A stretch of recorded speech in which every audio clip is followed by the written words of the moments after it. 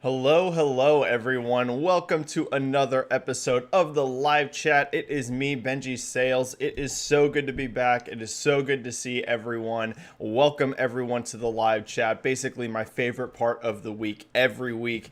Really quick housekeeping note right off the top, really quick before we even get started rocking on questions and comments. I just want to give everyone's a heads up that on December 10th, I am off work. I have requested off so that I can do a companion live stream to the Game Awards. So you can join me on December 10th if you want to. I'll be streaming it live. I'll be doing all of my reactions and everything live. However, if you don't like to watch along with commentary over it, you can always come back to the channel afterwards, and my full reactions and thoughts on the awards and everything will of course be archived and be on my channel. But I wanted to really quick give everyone a heads up that I will be doing that. Yep, I'll be doing a live stream reaction to the Game Awards. So I'm really excited for that. Thanks everyone who's hopping into chat. Really quick, if this is your first time here, if you've never been part of my live chat before, basically the way this works, you drop your comments, you drop your questions down into chat, and I get to as much as possible. This is just a fun spot for us to kind of break down, discuss the video game industry. It can be about sales and business, but it doesn't have to be. It can just be gaming news, really whatever you want to talk about. So start dropping those comments down into chat. There's two ways to do that. First of all, there's the free method, right? You just type your question and you drop it into chat. I get to as many of those as possible. However, if you want to guarantee that I hit your question, the super chat option is there, right? You just type it into the super chat. I get a notification, and I always give super chats the very first, right? I get to them as soon as they drop, but I hit free questions too. So, either method works. Some of the topics we can talk about today. First of all, there's the continued what's going on with video game sales, right? PS5, Xbox Series X, Xbox Series S, Nintendo Switch, right? We're in that busy time of year right now where basically more consoles will be sold than at any other time of year. And we're also right in the middle of a new generation launch. So there's a lot of hype, a lot of stuff to talk about around that. More and more data keeps coming out, so we can go into that. We just got news that Oscar Isaac has been cast as Solid Snake in the upcoming Metal Gear Solid movie from Sony. We can talk about that if you want to. The Game Awards, like I mentioned, are right around the corner, so we can talk about our predictions for announcements. We can talk about who we think is going to win what, and anything with that. So start dropping those comments and questions. I see a couple super chats right off the bat, so I'm going to get to those really quick, and let's get rocking, everyone. Thanks for showing up to chat. Plastic Hearts Podcast with a $10 super chat right off the bat. Thank you so much, Plastic Hearts Podcast. $10. Thank you so much. Always so kind and generous with these. Benji Boy, Demon Souls still kicking your butt.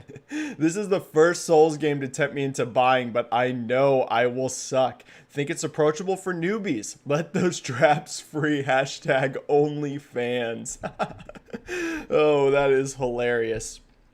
All right, Plastic Hearts. Demon Souls is still kicking my butt. So I think I've beat 6 bosses now. 6 or 7 bosses. I'm super enjoying it. So for anyone that, is a Souls vet, Demon Souls I've never beaten. Even though I've played basically all the other Souls games, love Dark Souls 3, love Bloodborne. But Demon Souls, I played it back when it very first came out, right? And I was not anticipating how difficult it was going to be. We're talking way back on like the PS3, and I didn't play it for very long, right? I just got destroyed, and I was not prepared for that level of difficulty at the time, so I bounced off of it. So this is like my first time fully playing through Demon Souls. And Plastic Hearts, yeah, it's really difficult. I will warn you that right off the bat. It's still kicking my butt, but I am loving it. It is an awesome game. Very, very, very good. I definitely recommend it. But yes, be warned, anyone that has never played a Souls game, I would say no, it is not approachable for newbies. Now, it doesn't mean you can be, you can't be a newbie and play this game. Everyone's Souls journey is going to start somewhere. but approachable is not the word I would use. It is extremely difficult. It is extremely challenging. It will test your patience, but it's also very rewarding, right? Whenever you go out there and you finally kill a boss that, maybe you've been beating your head against for 10 deaths in a row, or a really difficult part of a level. It doesn't even have to be a boss, just the regular enemies can be challenging. You get very few games that give you that sense of reward the way Souls games do. Whenever you finally overcome that challenge, it feels amazing. So I definitely recommend it. But yes, be warned, Demon Souls is very hard. In regards to an OnlyFans, unfortunately, no OnlyFans coming. But I appreciate it. Split End with a $2 super chat. Shout out to Split End 89, everyone. Best moderator in the business and also one of the nicest people I've ever met. Split End, you're amazing. Thank you for being here like always. Thank you for helping out the channel moderating. You're amazing, man. What surprise will be at the Game Awards? What one do you want? So I kind of tweeted out two of the ones, but I'll actually mention a couple. So I would love to see some footage of the next God of War. That seems somewhat unlikely, but actually not impossible. And whenever I say somewhat unlikely, I just mean because of how big that game is. Like, and don't get me wrong, the Game Awards has big reveals, but I almost wonder if Sony's going to want to do that in their own thing, right? I don't know if they're going to plan on having some sort of showcase event in the early part of 2021. Like, who knows? Maybe they do a state of play and it shows up there. So right now I'm ranking it as unlikely, but not impossible, right? Because God of War won Game of the Year at the Game Awards, so it has a history at that award show. It gets huge viewership. The Game Awards gets gigantic viewer numbers. It would be bigger than any of the state of plays, right? More people tune in live usually, except for like maybe a very rare scenario like a PS5 showcase event. But most of the time, like back before, the PS5 was out, right? Those got huge viewerships, but the vast majority of state of plays don't do anywhere near the viewership that the Game Awards does. So you get a lot of eyeballs on it. So I could potentially see God of War being there if it really is 2021. That's only a year away. So they're going to have to start hyping that up soon, right? They're not going to wait, I don't think, until 6 months before God of War launches to show anything, right? That game's so big, you're going to want to have a marketing build up. You're going to want to drive that hype cycle. So no matter what, I would think we'll see God of War somewhat soon, but that's towards the top of my list. I would love to see God of War make an appearance. I would love to see Breath of the Wild 2, and I actually think there's a strong chance of that. Maybe that's a bold prediction, but I don't think it's too bold. Breath of the Wild, the first one, appeared at the Game Awards before. Nintendo has shown multiple big things at Game Awards, right? It's not like they've never shown big stuff there. They've announced some pretty big stuff. So I could definitely see Breath of the Wild 2 being there. I'd love to see that. I would love to see Elden Ring because that game has just disappeared off the face of the earth. So I would love to see Elden Ring. And yeah, that's a few of them. I would love to see Microsoft show something. Maybe we see Hellblade again, right? It would have been a year since we've seen Hellblade 2 because what they showed at the Xbox showcase was basically nothing, right? It was kind of what we'd already seen at the Game Awards with just some people talking over it. So maybe you get a back-to-back showing of Hellblade. Maybe they actually show gameplay there. That's a few thoughts. That's a few Split End that I would like to see. Number one for me is God of War. I love God of War, so I would love to see it there, but I'm not sure if it'll be there or not. All right, super chat dropped from Timor72299 in every one of these chats. Hello, Timor. Hello. Hi, Benji. With MachineGames apparently working on multiple games per the LinkedIn leak, what do you hope to see from them aside from Wolfenstein 3? Yeah, so you got to think Wolfenstein 3 is one of those games, right?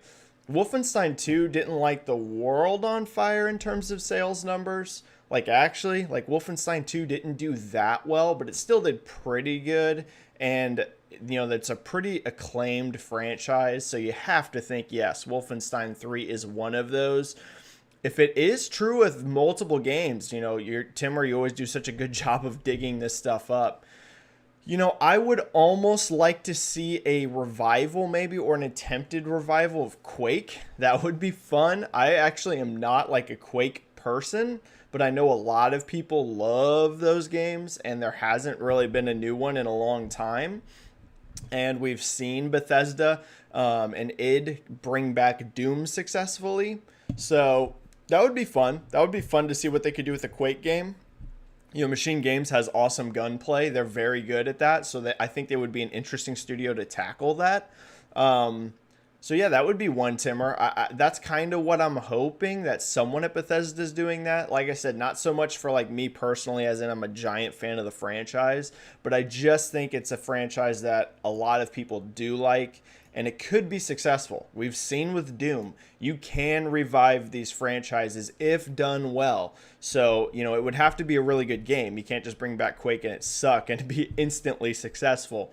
They would have to do a good job with it, but I think that would be really interesting, Timmer, if they did that. KH with a super chat. Thank you, KH. Thank you for being in here all the time. Let's say God of War, Horizon Zero Dawn 2, and Breath of the Wild 2 will come out in 2021. Which one will sell the most? Oh, this is hard. Also, what are your plans for 2021? Concentrate more on gaming or sales? Thank you, Kay, for the super chat. This is hard because actually, ballpark wise, they are all gonna be similar. I expect over 20 million, definitely for God of War and definitely for Breath of the Wild 2. Both of those are gonna do over 20 million. And Horizon Forbidden West, I actually think has a very strong shot at it as well. Now, the first game, at least we haven't gotten an update ever that stated it passed 20 million. But I expect Forbidden West to sell more than Zero Dawn. So this is a little tough. I would put God of War above Forbidden West either way. Like no matter what, like if I just had to predict between those two, I think Forbidden West is going to be huge, but I would put God of War above it. God of War has become so big. God of War was always big, right? But the reboot, I say reboot, it is a sequel, but it's kind of a reboot too, because you got a whole new mythology. They completely reworked the gameplay. They completely reworked Kratos. But that really took the franchise to another level, right? It's got to be either over 20 million or very close to it now, right? It's tracking very similarly to Spidey, and Spidey's over 20 million now. So it's going to be God of War 2018 is somewhere close to 20 million if it's not over that. And Breath of the Wild 2 will definitely sell 20 million, I think, because Breath of the Wild 1 is going to sell over 20 million. And the Switch install base is even bigger now. So I think you're going to see both of those games, God of War and Breath of the Wild, for sure over 20 million. Horizon, very good chance, but not a lock. So really the question is between, in my opinion, God of War or Breath of the Wild 2. Oh, that is actually tough. Like, that is actually challenging. You know, I'm going to say Breath of the Wild 2K. I'm going to say Breath of the Wild 2 is the best selling, then God of War, then Horizon. That is how I would rank them, but all of them huge, right? It's not like I think there's a giant gap. It's not like I think, oh, you know, Breath of the Wild 2 here, and then like a 10 million gap, and then God of War. I think they'll be in a similar ballpark. Now, there could be a few million between these games, but you know what I mean, that similar huge 20 million range. But yeah, Breath of the Wild, God of War, Horizon. That would be how I'd rank them. In terms of my plans for 2021, you know, it's just a mix, kind of like how I've been doing this year. I talk about sales. I also just talk about gaming in general anyways. You know, a lot of people that follow me, it's kind of interesting. I have a huge mix of both, right? I have a lot of people that follow me just strictly for sales and business stuff, right? I've got a whole bunch of investors that follow me, people from publishers and devs and stuff that follow me for sales info. But I also have a ton of people that just follow me for general gaming talk, right? You even see it here in these live chats. We have a real mix of questions. People asking me about sales, and then also people just wanting to talk about games in general. Okay, for me, it's a mix, right? I love gaming and I also love sales. I'm one of the few guys out there that really does a ton of both. You have other people that are really big in the sales community, like Matt Piscatella and Daniel Ahmed and stuff like that. And of course, they talk about games in general too, but I feel like those accounts are really focused on kind of sales and business. Or then you have the complete opposite, where you have a ton of people that just talk about gaming and don't know a whole lot about sales. I'm kind of like in between both, right? Love talking about sales and business. Also love talking about games because I play a lot of games. So, okay, that's the plan. 2021, I'm just going to keep doing my thing. I'm going to be talking about sales and business, but I'm going to be also talking about games in general. So a nice mix. Kelligrim with a giant $20 super chat. Kelligrim, thank you so much, Kelligrim. You're the man. You are awesome. Always so freaking cool. You know, Kelligrim. Thank you for the $20 super chat. That's ridiculous. Thank you, man. Sup, Benji. MechWarrior 5 went from releasing next Thursday. Yeah, I didn't even know this was a thing, y'all. I missed this in the last live chat, so let me get to that in just a second. To being delayed till spring 2021 due to a deal with Microsoft to bring it to next gen Xbox. Any insight into this? It's already been out for a year on Epic Store. So I didn't even realize MechWarrior was like a thing. MechWarrior 5. I somehow, right? I'm someone that talks about games all the time. I literally somehow did not know MechWarrior 5 was even a game. I know that's hilarious. I had no idea. So someone asked me in the last live chat, Kelligrim, about that. They were like, what do you think about, MechWarrior coming for Xbox? And I was like, I'd love to see it come back. And then I found out after the chat, it is back. There is a MechWarrior. I literally did not know this was a thing. So, in terms of being delayed till spring 2021 due to a deal with Microsoft, I don't have a ton of insight because, like I said, Kelligrim, I didn't even know this was a game that was happening. I literally somehow missed this. I think it's good that it's coming out for next gen Xbox. That sucks that it is delayed. That is a bummer for sure, right? For anyone that was hoping to play this really soon, delaying it is a bummer, but I think putting it on Xbox, getting it in more people's hands, getting it out there, probably a good move, right? It is crazy. It's already been out for a year on Epic Store. We see actually a lot of this kind of stuff with Epic, right? They do a lot of these timed exclusivity deals. We saw this with Control. We've seen this with a ton of games, right? Epic will go out there and they will spend some money to lock in timed exclusives to their storefront. A lot of people hate that about it, but it's like a business move, so I see why they do it. The delay's not too bad, right? Spring 2021, if that's early spring, if it's coming out in like a March or or so, I don't think it's that bad. You're only talking a few months. If somehow this ends up being a longer delay, though, that would suck, Kelligrim. If this ends up getting pushed back even further, that would be a big bummer. So hopefully it's more of an early spring than because technically you can push spring till almost June, right? End of May. Hopefully it's not that far. Hopefully they're just delaying it a couple months. J-Dub with the super chat. What is up, J-Dub? Gran Turismo 7. How big? Big, J-Dub. So the tracking, at least on social metrics, right? Anyone that follows me knows one of the things that I use for gauging sales and stuff is social metrics. Now, it is not the end-all be-all. Sometimes you see something do really good views on YouTube or a lot of interactivity on Twitter, and it doesn't become like this crazy gigantic seller. But a lot of times, there's a pretty good correlation, right? And what I mean by that is a lot of times, if something's doing a ton of views on YouTube and people are talking about it like crazy on Twitter, that's usually a pretty good sign that a lot of people know about it, right? It's really getting into the mainstream. It's not just something that's kind of on forums or things like this, right? And Gran Turismo 7 has been putting up great views on YouTube it's crushing what Gran Turismo Sport did, for example. You're seeing a lot of people talking about it on Twitter and online. J-Dub, I think Gran Turismo 7 is going to blow away what Gran Turismo Sport did in sales. I don't know if it can be the biggest, right? I don't know if it's going to be up there with like Gran Turismo 3 and things like that. I don't know if, I think 3 was the best selling A-Spec, right? Isn't GT3 A-Spec the PS2 one? If so, that is the best selling one. But I'm not ready to declare that Gran Turismo 7 will be the best-selling Gran Turismo ever, just because the racing genre in general isn't at its peak. Now, we do see some racing games still do big numbers. For example, Forza Horizon. Forza Horizon is huge. It's a big seller. In fact, Forza Horizon is bigger than regular Forza now. Who knows if that will change in the future, but if you look at how Forza Horizon 3 and 4 sold, those did amazing. I'm expecting big things from Gran Turismo 7. Like I said, crushing sport, doing way better than Gran Turismo 6. It's going to be a very big game. I'm not going to put it number 1 yet until we see more data, but J-Dub, good. I would expect very good things from Gran Turismo 7. All right, Benji with the 10 super chat here. Thank you so much, Benji. Hi, Benji. Things happening at Sony internally. Big departure at Bend Studio, rumors about Sony San Diego studio shutting down, Silent Hill and Gravity Rush creators leaving. Yeah, this is interesting, Benji. I've seen some people getting really worried about this, so let's talk about some of the big departures recently. Bend Studio, who I have had an amazing relationship with, I'll be honest, just transparent on Twitter.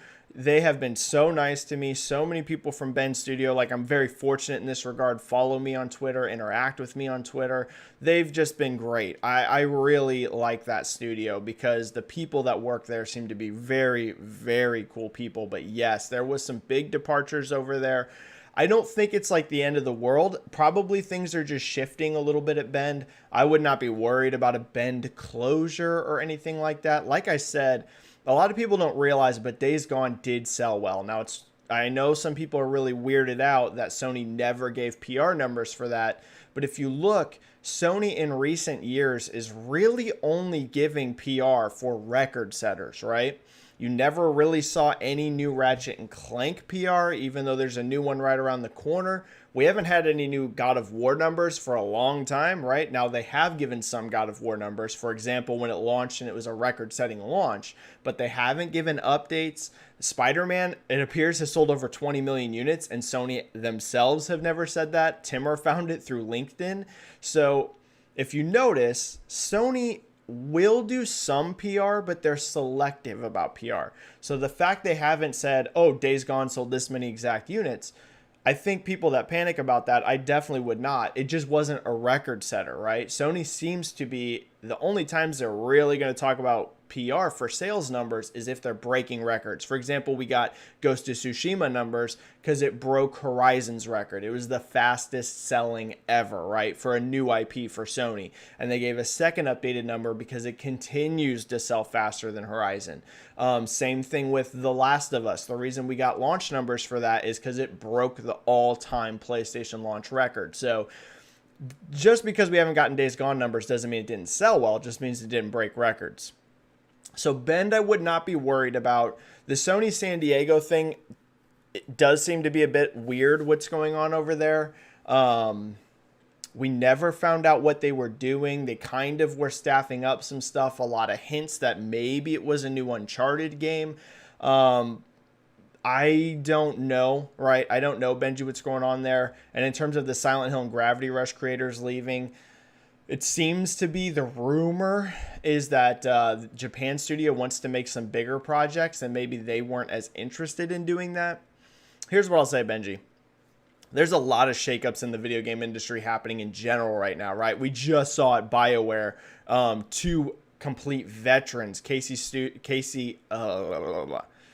my tongue is getting all tied up. Casey Hudson and the executive director of Dragon Age both leaving. There's a lot of moving parts in the video game industry right now, and I think part of that is we're in a new generation launch. There's a lot of shifting ideas about games that are going to be coming out. There's a lot going on in general. I wouldn't panic because Sony in general is on fire, right? They've been doing giant numbers. Their games have been selling amazing. Their hardware's been selling amazing.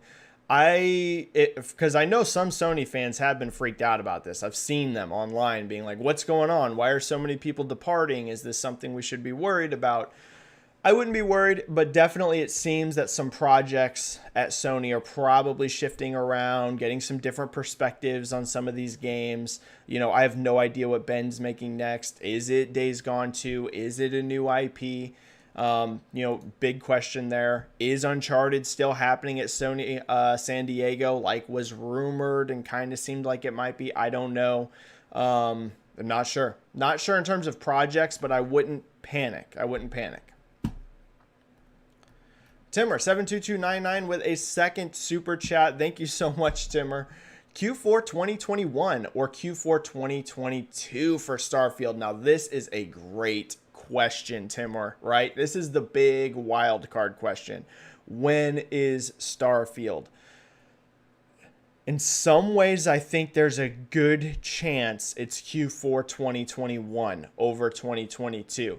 And I only say that because I feel like Todd Howard has given a few, I've mentioned it, has given a few signals that it could be. And the main signal I saw there was back when he was doing an interview with Major Nelson, and they were asking him about Starfield. And he was saying basically that, yeah, we could show it, but I like to wait until as close as to launch to show games as possible. What that says to me, Timur, is that Starfield is technically in a presentable state, right? It's not one of those games that is kind of in the nether, right? It's kind of just barely coming together. It sounds like Starfield has a lot of work done. If he was basically saying, yeah, I could show it, but I want to wait till closer to launch. And that interview was, a while ago. That was back whenever the news first broke that Xbox was going to acquire Bethesda. And we also know that at least as of now, Xbox's first-party studios 2021 lineup doesn't look super intense, right? We see Sony, for example, have a ton of games on the docket. We've got Ratchet and Clank scheduled for next year. We've got Returnal scheduled for next year. Horizon, God of War, Gran Turismo. I could go on and on. There's a bunch of games scheduled from Sony next year. We don't have as many from Microsoft. Basically, in terms of exclusive games, it's really just Halo right now, and now rumored Forza Horizon 5. Having Starfield as a big Q4 game would be huge. The question is, though, would it be ready, right? We know Bethesda games are really ambitious in scope. They're really complicated. So, Timmer, right now, if I just had to take a complete guess, I would say Q4 2021 for Starfield. But at the same time, I wouldn't be shocked at all if it's 2022, right? Because their games are so ambitious. So, I'm putting it at like almost 50-50 in terms of odds on that. It's not that I feel super confident it's 2021. I just think there's definitely a good chance it could be. Ralph Muster with a super chat. Thank you so much, Ralph. Hi, Benji. Everyone and their mother are buying Hades on the eShop. Yeah, doing really good. How are third parties doing in general in retail this quarter so far? Okay, Ralph, if you're talking about on the Switch third parties, they're kind of just doing what they've been doing mostly, which is there's a lot of games that have actually done very well from third parties on Switch. And I think that doesn't get enough attention, right? We have seen specifically CD Projekt flat out say that The Witcher did great for them on Switch. Like, they just flat out have said, yep, did very good. We've had Bethesda flat out say, Bethesda straight up said, yeah, Doom did very well on Switch for us. You've seen Mortal Kombat clearly do well on Switch, considering they've brought, the DLC and stuff to Switch as well. They didn't just completely drop support. So Mortal Kombat 11's done well there, right? There's quite a few third-party games that have done well on Switch. Now, Switch, of course, compared to Xbox and PlayStation for these types of games, isn't going to be the best-selling version, right? Xbox and PlayStation, by and large, are going to be selling more of these third-party games than Switches, but there is a lot of successes on there, and Hades is definitely one of them. That game has been lighting up eShop, like you mentioned. I think getting all these Game of the Year nominations is really boosting visibility for that game, so I'm really happy for Supergiant. Now, in terms of third parties in general, right, like just across the board, we have some giant success stories. We just had Activision come out and say Call of Duty Black Ops Cold War was a record-setting launch. Now, there was no numbers there, so we don't know exactly what they mean. Does that mean that it sold the most units at launch? They did not say that. Does it mean it generated the most revenue at launch? They didn't say that. We don't technically know, but clearly Cold War was huge, right? Like, regardless, Cold War was a giant launch. Assassin's Creed Valhalla is just insane. The next sales update that comes out for Valhalla is going to be gigantic. So Valhalla's on fire. Cyberpunk 2077 continues to track amazing for launch day. So in terms of just third parties in general, Ralph, very, very, very good. There's a couple games that might slip between the cracks, right? I would be a little worried about what is that game called? Immortals Phoenix Rising, I think is what the new title is. Previously Gods and Monsters, right? I really don't like that name change. That game is coming out in such a busy time. I would be slightly worried about that. I mean, it came out right after Valhalla and right before Cyberpunk. Like, it is just, and it's an open world game. That's why I'm mentioning those, because those are also open world games. It's coming out like right in between some juggernauts. So I don't know yet, right? I don't have a ton of numbers and data on that, but that would be one I'm a bit worried about. But in general, I think third parties are doing great, Ralph. There's a lot of big successes this holiday for sure, for sure. Thanks for all the super chats, everyone. Super chats dropping like crazy today. Thank you so much. Case by case basis with the $2 super chat. Also, Halo in spring suggests a big release for Q4. So yes, what Case by Case is mentioning here is that a mocap actor for Halo just recently said that from everything he knows, now he's just a mocap actor, so this isn't someone that's in charge of the business side of Halo, right? So this doesn't mean he for sure knows the date. But basically what he just came out and said is he said that according to everything he knows, Halo's on track for spring. Now, I don't think it's impossible to think that, hey, a mocap actor wouldn't know this because he's working on the project. So I'm sure there's some forms of communication there about what the state of the project is, right?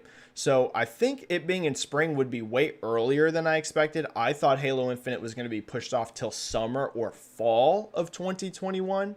But Case, I agree. If Halo really is going to be coming out in springtime, that is spot on. That there is now a big hole potentially towards the end of the year for a big release. And maybe that release is Starfield. Would not shock me case by case. Like I said earlier, I think Starfield's potentially there. Not a lock by any means, but could be. Very well could be.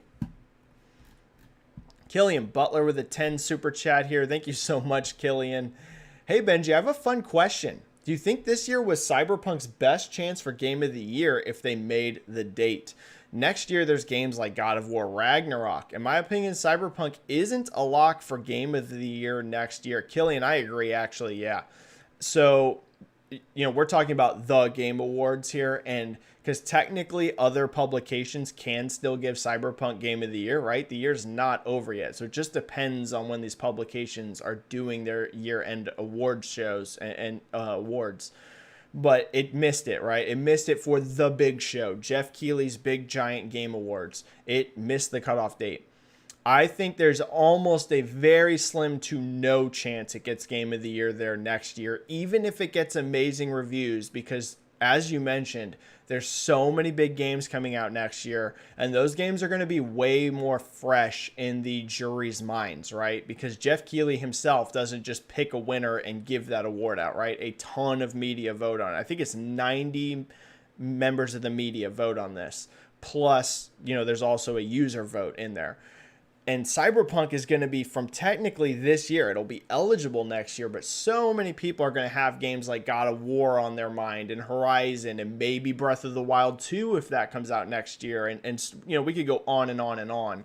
So yeah, I would say Cyberpunk, I'd put it at less than 10% chance it could win Game of the Year next year at the Game Awards, even if it has amazing reviews. And it's not one of those things like, oh, because it's a bad game or anything. It's going to be, you know, you see this even in movies. There's a reason why it's called awards season for movie releases. A lot of movies time like that studios think or have a shot at winning awards. They will time those movies to come out later in the year so they are fresher in the panel and the critics' minds to get those awards, right? It happens all the times in movies. You hear it Oscar bait, right? That's what people call it.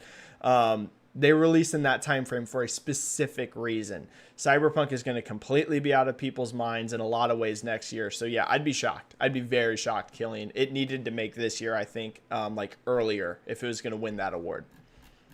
Doesn't mean other people can't give it Game of the Year this year, though. We're talking specifically about Jeff Keighley's awards. All right, super chats are clear for now. Thank you so much, everyone, for all those super chats. There was a bunch. Let me hit some free questions.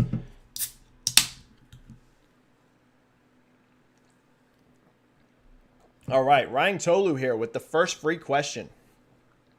Hi, Benji. Do you think Switch will break the record for the best November ever in USA in terms of units? Ryan, I don't. So I think Switch is going to miss 2 million. I was talking before how I thought there was a good chance it could make 2 million, and it still might, but I don't think that's going to happen, Ryan. I think it will be under 2 million. Again, it could still happen, right? I just got so much drama this week.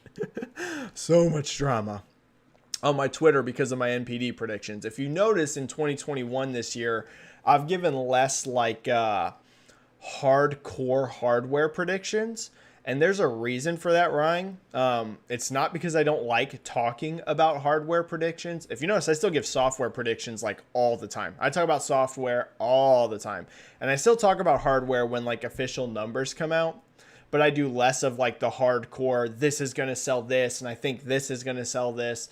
And the main reason for that is there is so much drama when you do that. I am telling y'all, there is so much drama.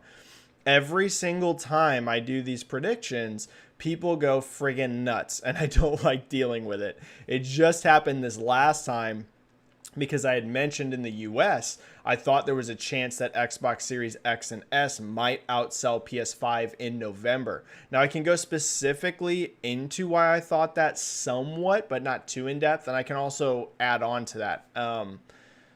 So I have heard from 2 separate retailers that they got more Xbox Series X and S stock for Black Friday week than they got for PS5. Now, again, I ain't going to go into super details on that, but I have heard that from 2 separate retailers now. So that was kind of leading me to think, you know what? I think there's a shot, right? Black Friday is a giant week, huge week in sales. And I'm thinking if they got more stock, then, I mean, that's a potentially game changer for November, right? We always knew that Xbox and PlayStation in the US are very competitive. Worldwide, they're not at all, right? PlayStation is way dominant over Xbox. But in the US, it's a tight race. Like, even right now, right? Even this generation where Sony has been so dominant, the gap in the US is under 20%. There's less than 20% more PS4s than Xbox Ones in the US. Now, for a market leader, that is a very small gap. So we always knew US is going to be a battleground, right? It's not going to be in Europe. Sony's going to completely dominate Xbox in Europe. In Japan, Sony's not going to be as big as Switch, but it's still going to be a blowout compared to Xbox. The only market that really is that battleground is the US. So, you know, we always thought they might be kind of close. Then I'm hearing things like, hey, Black Friday week might have been bigger for Xbox than PlayStation. But here's where I will add on to the end of this. So there is one big flaw in some of the things I have heard and looked at. I won't go into specifically what that is, but I didn't take that enough into account whenever I made that prediction. And I'm not saying for sure that either one's going to outsell the other because I actually think it's kind of hard to know. There's a few specific reasons for that. One of them really is we have no idea how many of these two are selling through their own storefront. That is a giant wild card that you don't normally have, right? So most times of the year, hardware, if you have retail connections, which I do, is somewhat easy to predict. I'll be honest with you. For example, last month, Xbox One outsold PS4. That's not being very much reported, but it did. And I knew that weeks in advance of when NPD came out. Like, I knew that quite a while ago that was going to happen.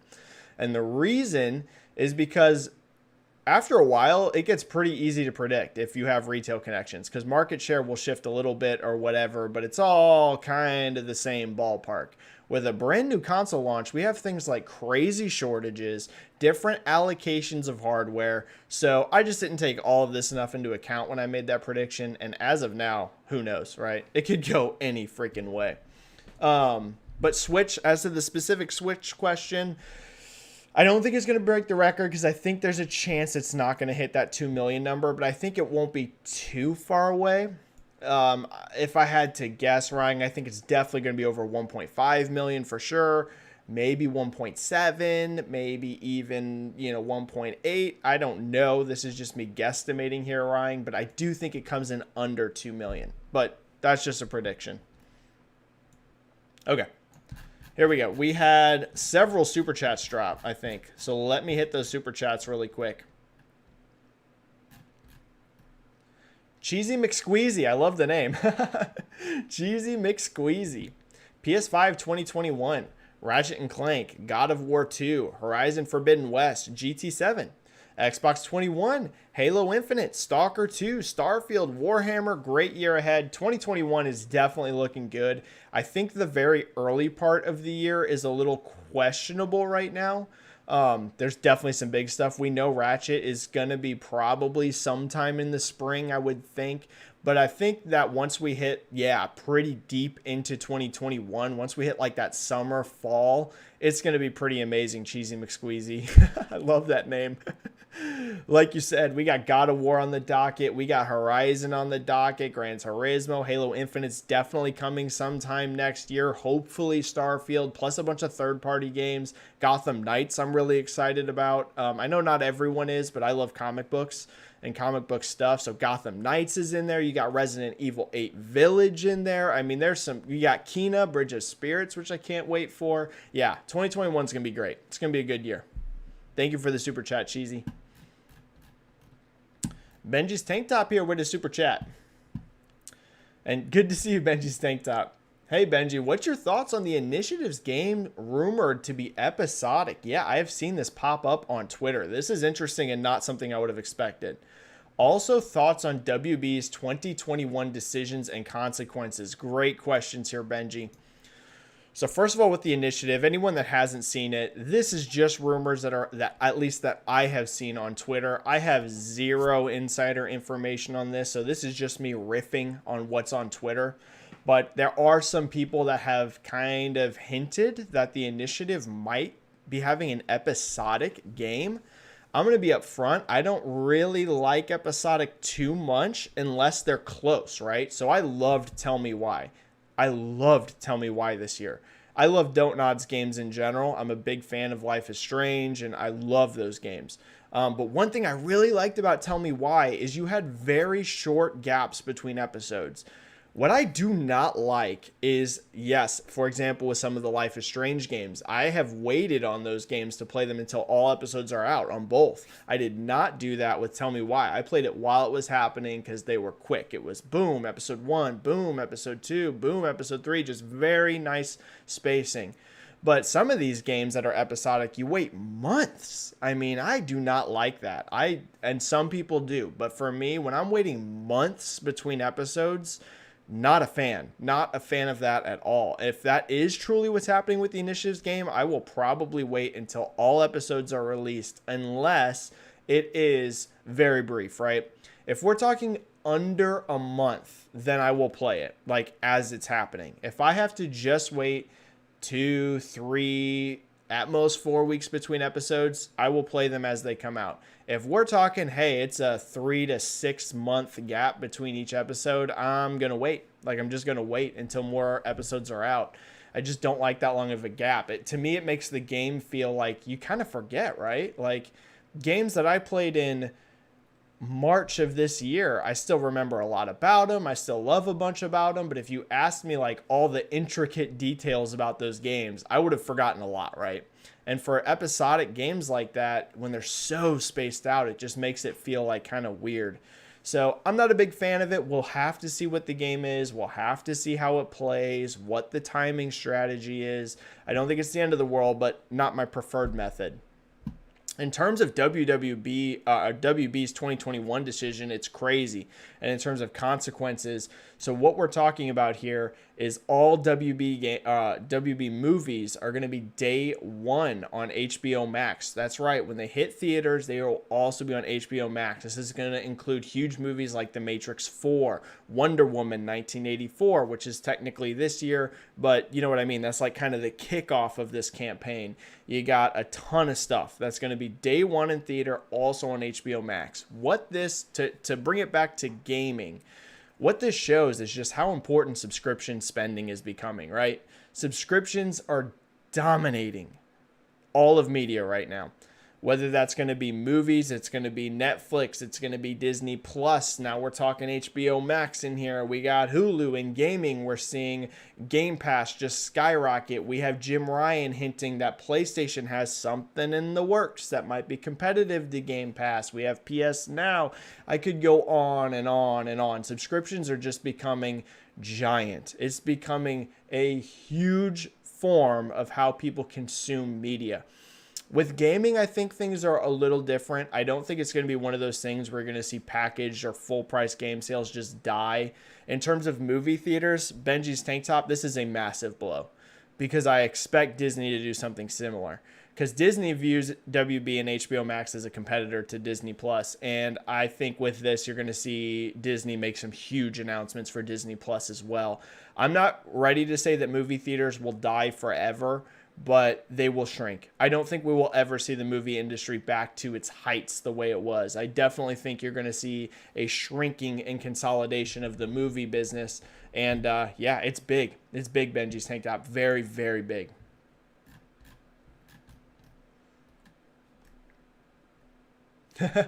Ralph Muster with another super chat. Thank you, Ralph. Let's be mean and straight up ask about December. Wii's record in December was 3.81 million, if I remember correctly. Yeah, you are right. How close can the Switch get?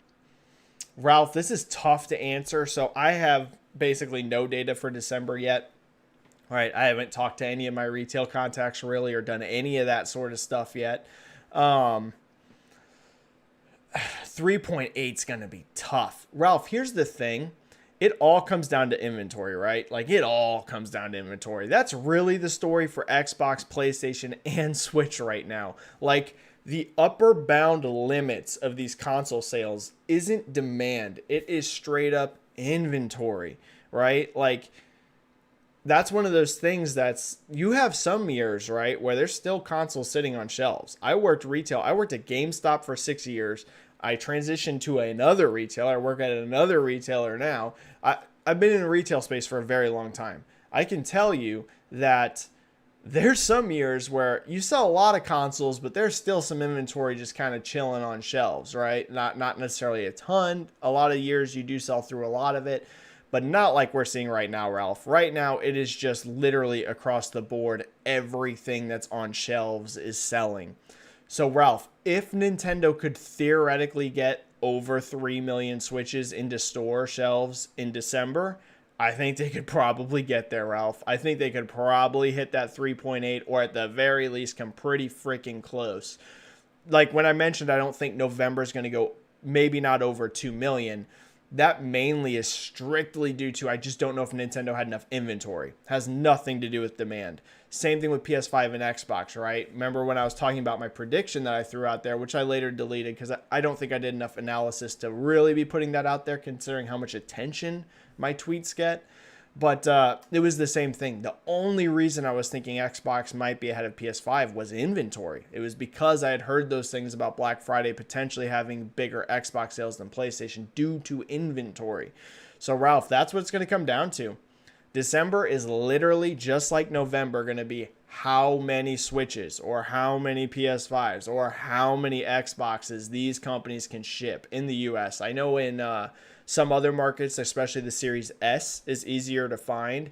But in the United States, literally Microsoft, Sony, and Nintendo are selling every console they ship. I mean, literally every console these companies ship is gone.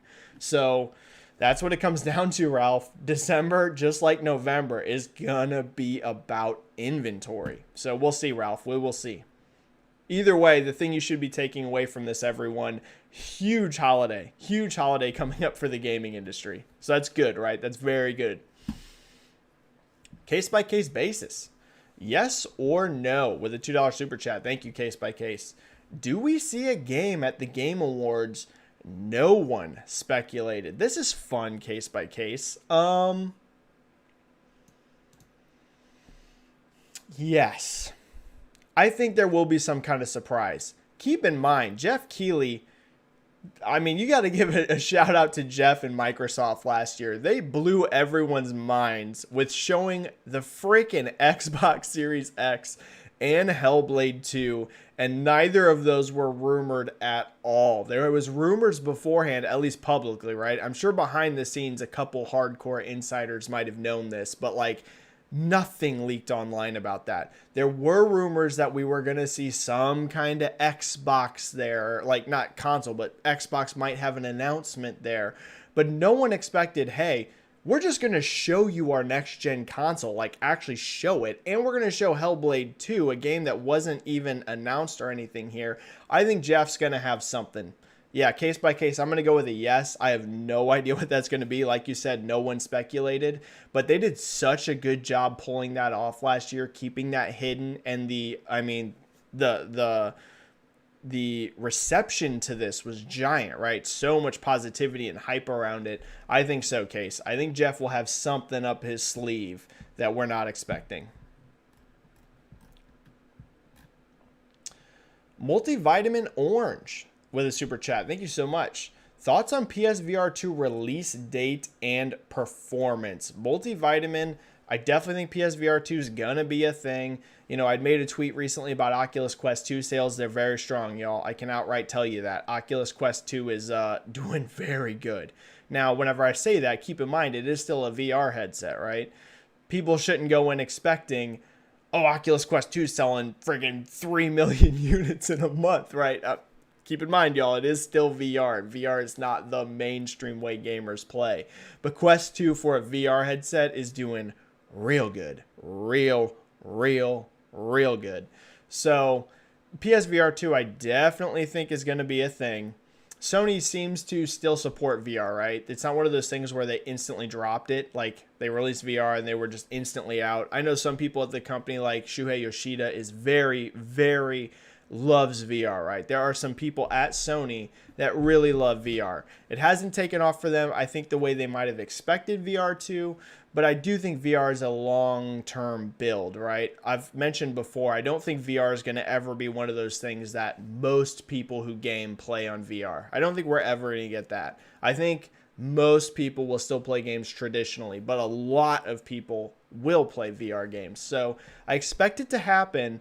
Multivitamin Orange, I wouldn't expect that though until, I actually don't even think it makes 2021. I'm going to guess 2022. If they make it in 2021, that would be cool. That'd be very cool. But I think they're so focused right now on just meeting PS5 demand, let alone releasing a VR headset, right? Sony's going to be struggling just to manufacture PS5s, let alone a VR headset on top of it.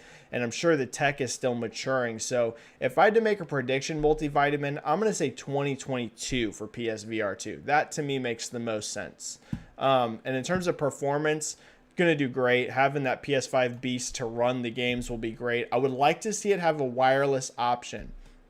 That's one thing that's really helped the Quest, right? If they can get some form of really low latency between the headset and the PS5 itself, right? Make some really good technology that can really reduce latency. I think that would help a lot if not having a ton of wires.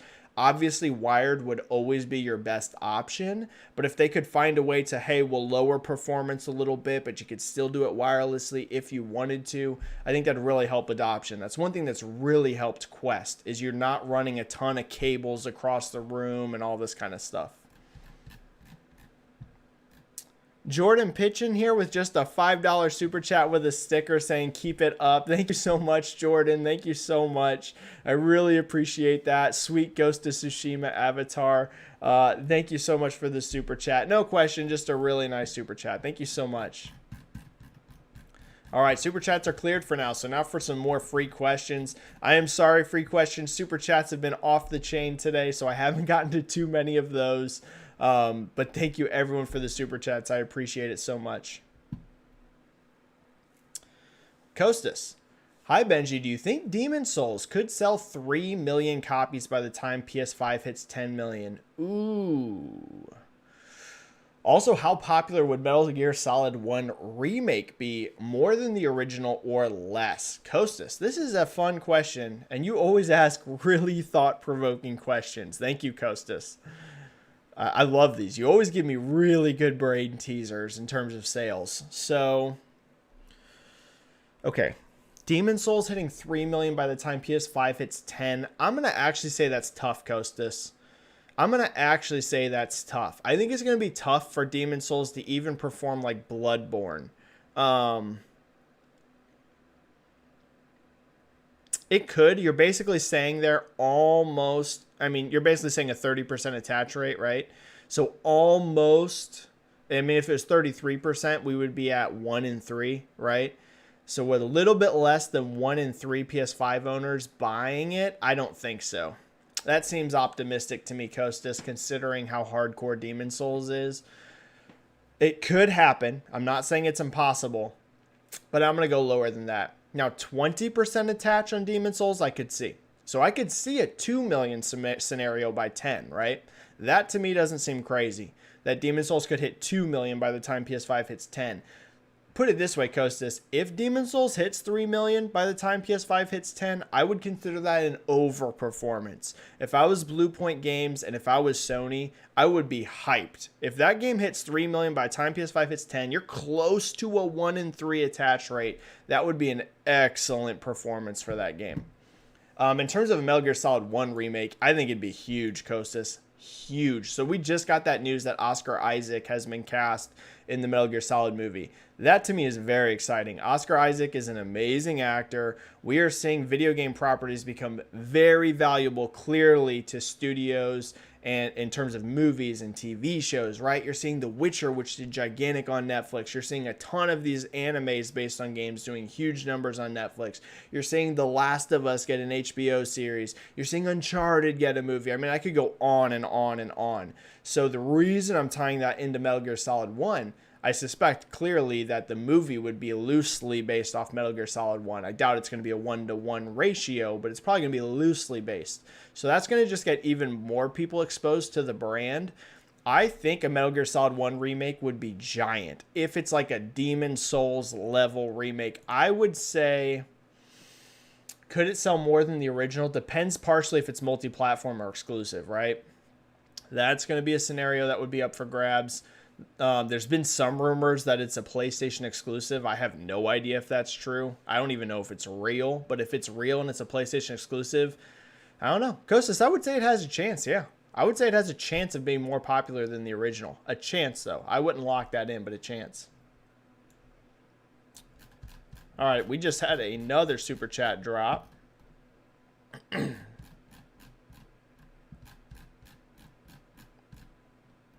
Mariano Pampa here with a $5 super chat. Thank you so much. Hey, Benji, question, man. With Kratos and Master Chief skins coming to Fortnite, what possibilities could come of this? Keep up the great work. Thank you so much, Mariana Pampa. Yeah, this has been crazy, right? So I made a tweet about this, and I think some Xbox fans took this the wrong way because I had a few people reply kind of angry at the tweet. But I didn't mean it like in a mean way towards Xbox. I was saying how I'm on my Xbox. I uploaded a picture of it on Twitter, got a whole bunch of likes and stuff. But I was saying Kratos is literally sitting here right on my Xbox. It was surreal. I don't know that I would ever have predicted I'd be holding an Xbox controller in my hands, browsing the PlayStation Store, and Kratos is there with a PlayStation Studios symbol on it. Like, it was crazy. What this shows you, Mariano Pampa, is the power of Fortnite, right? I don't play Fortnite at all. I ain't a Fortnite gamer at all, but it is literally one of the biggest games in the world. They just had, for the Marvel event, 15.3 million concurrent players. That's not total players. That is people playing at one time, all logged in at once. 15 million people. That is insane. And that is why you see so many brands and so many IPs putting their stuff into Fortnite, right? It's why you see Kratos there. It's why you're going to see Master Chief there. That has leaked out and it's very credible. Looks like it's legit, like Master Chief is coming. You aren't going to get this type of numbers and engagement and, exposure for your brand in very few areas ever outside of Fortnite. The only things that really compare to this is going to be like a giant sports game. Do you know how many people 15 million at once is? Almost nothing even on TV does those kinds of numbers. Now, there is some stuff that goes bigger, right? If you're talking giant FIFA games, if you're talking about giant, the Super Bowl or the NBA finals, like the only thing that's really comparable to how many eyeballs you can get on your property as Fortnite is a giant sports game. So that's why you're seeing Kratos here. I mean, Kratos was trending on Twitter, not even God of War, Kratos. If he was trending on Twitter, I mean, that's big, right? That's huge for your brand. So it's getting a ton of people's eyeballs on God of War. I think it's super smart, especially with Ragnarok coming next year. You're going to get a whole bunch of people that maybe don't pay attention to God of War that are going to be exposed to the brand now. They're going to see that God of War Ragnarok trailer and get hyped. They're going to be like, oh, yeah, Kratos, I remember this dude. He's cool. Because as big as God of War is, there's still a lot of people that don't play it, right? Let's say that God of War is at 20 million units sold now. PS4 is at way over 100 million. So you're still talking about a ton of people that don't play God of War. So the more and more eyeballs you can get on this, yeah, big, Mariano. It's going to be big for Halo. It's going to be big for God of War. I wonder if Nintendo has a character that's going to be in here. I think it's very cool, Mariano. Very, very cool. It's getting a lot of attention too. Benji's Tank Top with the super chat. Just a fun fact for you. Cyberpunk 2077 is shaping up to be the biggest launch on PC in India in a decade, which was Grand Theft Auto 4 until now. Benji, that is crazy. And here's what I'll also say. Y'all, Cyberpunk is tracking crazy for launch. Crazy. So I put out a tweet and I was saying...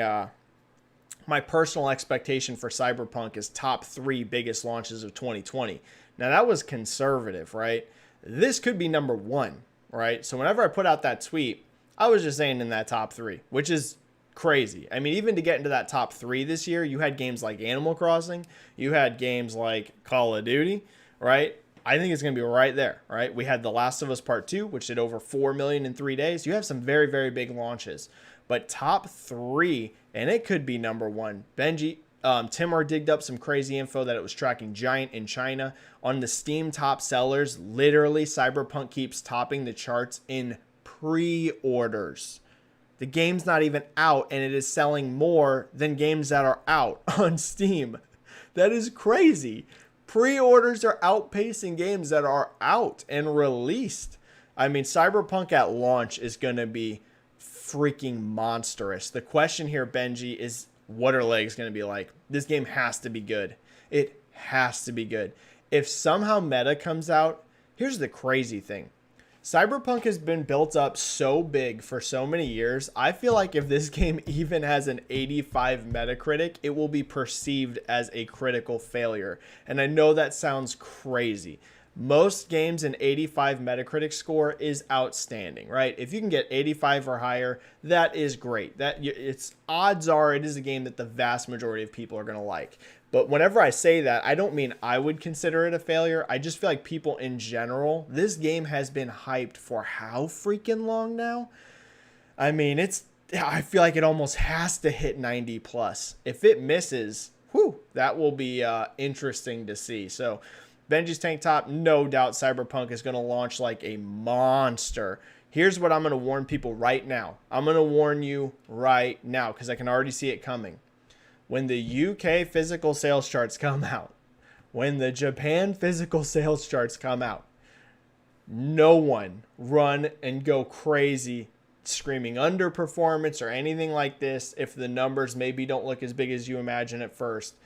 PC is going to be a beast for this game. So that's all digital sales, right? Wait until we get PR because at least at launch, Cyberpunk will be giant. Do not base your expectations off physical sales when they come out. That's all I'm saying. Okay, I can only go for 10 more minutes because I got to go to work today. So I'm going to still hit a few rapid fire questions. I am sorry to the free questions today. We have had so many super chats. It's amazing. It really helps me out with my channel.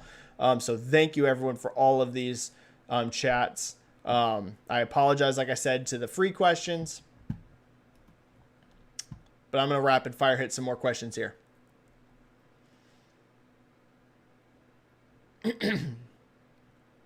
Here's a good one from Sean Torres. Benji, I always thought that new consoles outsell the old ones when they release. Did Microsoft undership in the UK or Switch really that strong? Or will this gen be a repeat like the one for Xbox? Sean, no. Everything I'm seeing for demand for Xbox Series X and S is way higher than one. Way higher. I 100% anticipate Xbox Series X and S outselling one for sure. What's happening right now, Sean, is there is literally no units. I mean, at least in the US, there is freaking nothing. And even in the UK, from what I'm hearing, it's basically a sellout. Here's what's happening. The Switch is just on fire. Like a lot of people that only casually pay attention to sales do not realize how ginormous Switch has been in 2020. We're talking Switch is tracking for one of the best years ever for any piece of hardware ever in all of gaming history. One of the biggest years ever. So even if you're a brand new console, it is hard to pass that. It is hard to beat on your launch year one of the most powerfully selling pieces of hardware we have ever seen in this industry. Switch is just a monster. In terms of Xbox, they're going to have a great gen. I can basically already tell you that right now. I don't anticipate them outselling PlayStation 5 globally. I don't anticipate them outselling Switch globally. So I guess it would depend on your perspective, Sean. If you mean, is Xbox still probably going to be the third best-selling global console between Nintendo, Sony, and Microsoft's pieces of hardware they have out right now?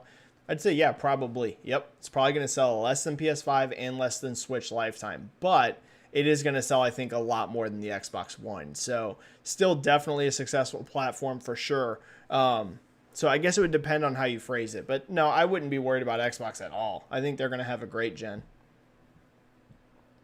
And Microsoft's more than just hardware sales now, right? Game Pass, y'all. Game Pass. That is the future for Microsoft.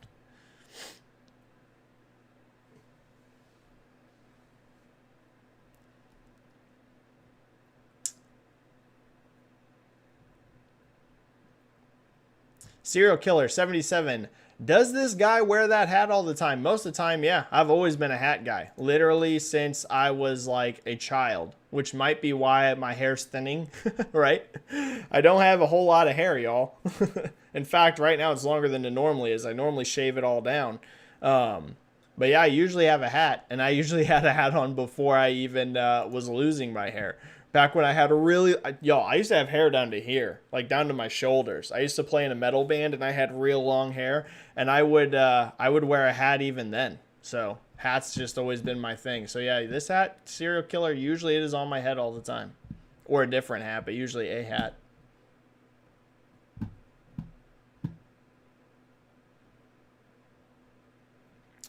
Karen Buckley, hey Benji, what are some of your predictions for the Game Awards next week for winners and potential game reveals? So we kind of went into game reveals earlier. In terms of winners, I'm going to say,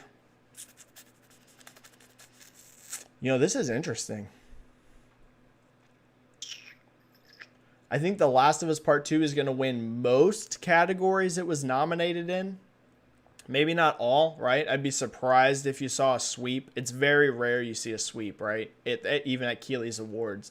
Like you saw God of War and Red Dead trading blows that year, right? Red Dead won for some stuff. God of War won for some stuff. Last year you see a whole bunch of different stuff winning. Usually the Game Awards is voted on by enough people that you get a real mix in terms of winners, right? It's not one of these things that like 5 outlets are voting on. It's like 90. So there's going to be a lot of dissenting opinions there. So I do think you're going to see, I mean, The Last of Us is the most nominated game there. It has the most nominations. So even if you don't like The Last of Us Part 2, the odds of it winning multiple things are going to be high because it has 10 nominations. So I definitely think you're going to see The Last of Us Part 2 win quite a few awards. I think there's a real wild card chance Ghost of Tsushima pulls a few upsets. I'm seeing a lot of positivity around Ghost of Tsushima. And if you looked in the user vote for games that are going to move on, I think it was number 1 in the user vote for like the user's choice. I think it was the number 1 game. So maybe you're going to see some Ghost of Tsushima upsets on there. I definitely think you're going to see Animal Crossing run away with the best family game, right? I think that's nominated there. I would definitely expect that to run away with that. Probably no contest like whatsoever. I'd be shocked if that lost that one. So that's a few of my winner predictions here. Hades is probably going to win some awards. In fact, I'll tell you what, Hades might win the overall game of the year. It might. Critics really love that game. Critics are like kind of crazy about Hades. So maybe you see Hades actually upset The Last of Us for Game of the Year. I think that's a possibility.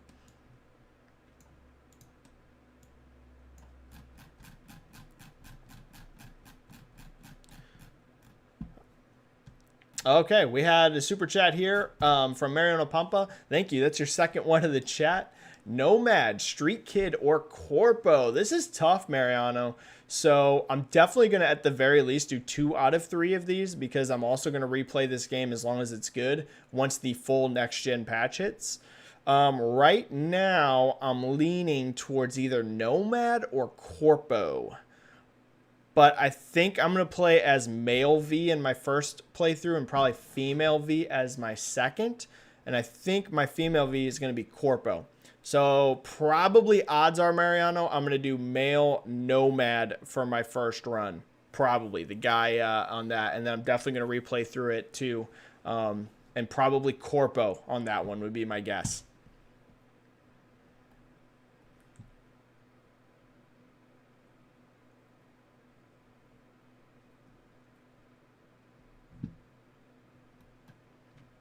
Just going to pull 1 or 2 more questions out. Dreamwalker's asked this a couple times, so I want to make sure I hit this one from Dreamwalker. Benji-Sales, how do you imagine Apple and Amazon will fully enter the game industry? Console for Apple, streaming services only for Amazon, publishing exclusive games, question mark.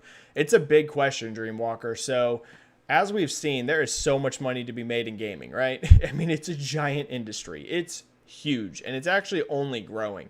If you look at the numbers that are coming out this year, it is staggering, right? Maybe we'll never see a generation that has the highest console sales as we've seen in the past, right? Could happen. I'm not going to say it's impossible, especially with emerging markets. We might see new heights in terms of total consoles sold, but that's not a guarantee. But what I will say is, it's like I mentioned before, video games are transitioning to being a lot more than just consoles. And consoles are still a huge factor. They're going to still be a huge factor for the next 50 years probably, right? Don't panic about not getting consoles. But what I mean is you have subscription revenue. You got, multiplayer free-to-play games. You got PC that's huge with Steam. You got mobile. Like, there's so much in this industry. It's just growing.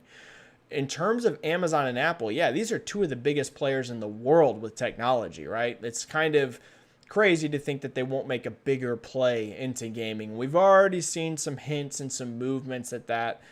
Dreamwalker, I'd be surprised if you see a full-on console from either one of them. That would surprise me. I think that's such a difficult space to break into. Like, look at how much effort Microsoft has put in to make Xbox a relevant brand, right?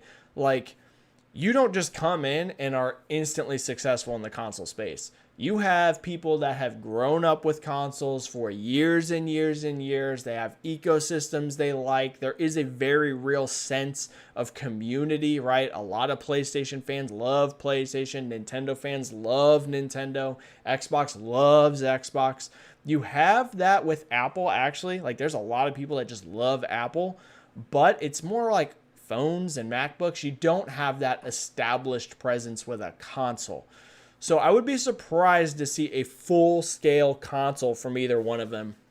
I just think it'd be very tough to break into the market. Like I said, Microsoft, with all their power, has had to work very hard to be successful here. But I do think you're going to see streaming services from them continue to like focus on that. Yeah, some exclusives. You already have Apple as a giant player, obviously, in the mobile space of gaming. But I will expect them to continue to grow here and to put effort in.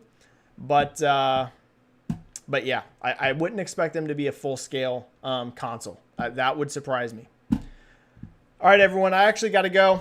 I'm getting a notification that the stream's locking up right at the end of chat anyways, but I have to go to work. There are so many free questions I missed today. I apologize, everyone. We will be back next week. There will be another live chat next week. We do these every single week. So anyone that's not subscribed, make sure you hit that subscribe button to my channel. I have a current goal, everyone, to try to get to 2,500 subscribers by the end of this year. We are not far. At the beginning of this chat, we were at 2,460 something. So we only need like 30, 40 subs, and we can get to 2,500 by the end of the year. So tell your friends, share the video if you can, hit that like button if you like doing these chats. I usually never do this kind of like, you know, trying to sell my channel to people, but I have a goal. I want to hit 2,500 by the end of the year. So if you guys could help me get there, that would be amazing.